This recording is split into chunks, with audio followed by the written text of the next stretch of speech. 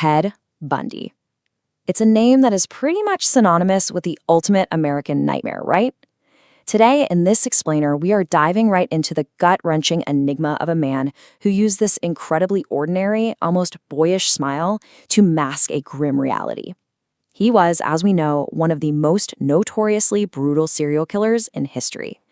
And, it's a case that still fascinates and terrifies us today, precisely because of how completely normal he appeared on the surface.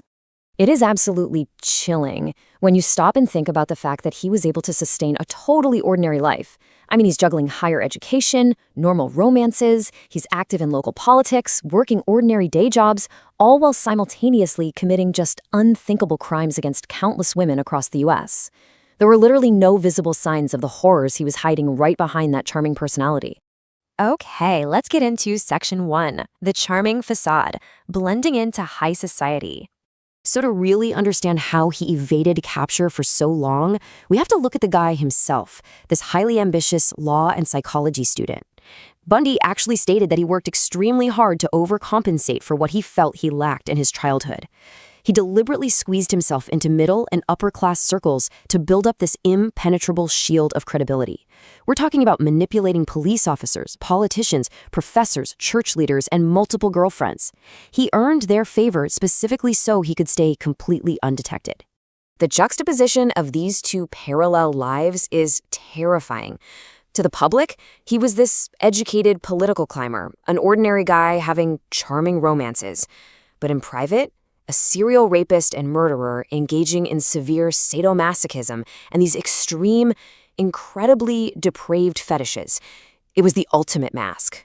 Which brings us to Section 2, a gruesome reality, the private monster revealed. If we completely strip away that whole romanticized evil genius myth, what's left is honestly just pathetic. As our source text notes, he wasn't some sophisticated mastermind. He was a cunning, manipulative nose-picker. His true clinical profile? A voyeur, a hebophile, a necrophile, and a cannibal. He had these deeply bizarre obsessions ranging from an avalanche of love for Burlington socks, yeah, really, to severe sadomasochism, and that hyper-specific fixation on brunettes with their hair parted right down the middle. And the underlying psychology here is absolutely crucial. He took those bizarre fetishes and combined them into what the text describes as the most gruesome and torturous expressions of his inferiority and rage. So his crimes were not acts of dark, calculating sophistication.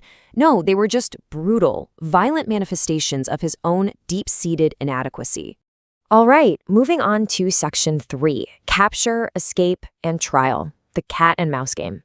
His desperate attempts to manipulate the legal system were relentless. The guy actually had to be apprehended 3 separate times just to keep him locked behind bars. And while in custody, he pulled off 2 highly publicized, incredibly theatrical escapes. He denied everything for 11 straight years, only confessing to at least 30 murders at the absolute very end in a pathetic attempt to buy time. But ultimately in 1989, he finally met Old Sparky by electrocution. And naturally, he insisted on defending himself in court. Even at the very end, he's desperately trying to exert control and maintain that arrogant facade, right? He audaciously slipped in a marriage proposal with a Tiffany's ring in a literal court of law right before facing his death sentence. You can't make this stuff up. Let's look at Section 4, the hybristophilia phenomenon, a fatal attraction. Now, this part is truly mind-boggling. His manipulation extended way past his capture, leading to this terrifying psychological phenomenon called hybristophilia. Bundy actually remains the ultimate icon of this condition. Despite the horrific reality of his crimes being completely public knowledge, women were often absolutely enamored by him as a person. They deeply believed he was exceptionally special.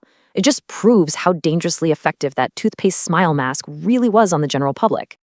And finally, Section 5, debunking the evil genius, the worm revealed. To truly shatter this romanticized illusion of the evil genius, we turn to journalist Stephen Michaud. He spent extensive time with Bundy on death row, and Michaud made it his ultimate goal to expose the monstrous reality beneath the handsome facade. He notes that Bundy actually knew exactly what he was. Michaud wanted the public to look beyond that toothpastey smile and see the pathetic reality, instead of turning him into some sort of handsome Scarlet Pimpernel. Michaud brilliantly dismantles the whole narrative of the sophisticated killer. He points out that Bundy's ability to evade capture wasn't born of some brilliant intellect. It was just a cowardly, simple exploitation. Serial murder, as Michaud argues, is actually a simple crime to commit when it involves taking advantage of complete strangers in very remote places. So when you strip away all the courtroom theatrics and the media frenzy, we are left with this stark, chilling reminder of the unglamorous devastation he left behind in those remote places. While some remains were found, others have never been recovered. And that is the true, tragic legacy of Ted Bundy. I'm going to leave you with this to think about. If the reality, as Michaud pointed out, is that these crimes are just the brutal, simple exploitation of strangers by deeply inadequate individuals acting out their rage, why does society still eagerly turn simple murderers into evil geniuses? How much of the monster do we accidentally create ourselves just by refusing to look past the toothpaste smile?